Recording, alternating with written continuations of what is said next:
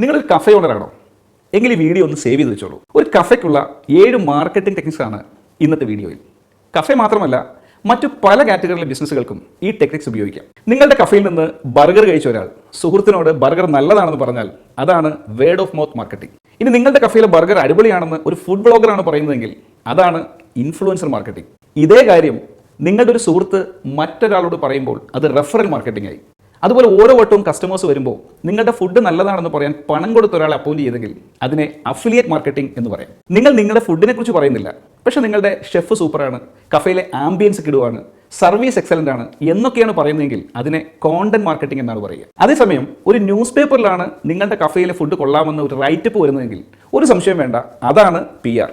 ഇനിയിപ്പോൾ മറ്റാരുമല്ല, നിങ്ങൾ തന്നെയാണ് നിങ്ങളുടെ കഫയിലെ ഫുഡ് നല്ലതാണെന്ന് പറയുന്നതെങ്കിൽ അതാണ് അഡ്വർടൈസ്മെന്റ്. ഈ പറഞ്ഞ കാര്യങ്ങളെല്ലാം കൃത്യമായി പ്ലാൻ ചെയ്താണ് മുന്നോട്ട് പോകുന്നതെങ്കിൽ അതാണ് മാർക്കറ്റിംഗ് പ്ലാൻ.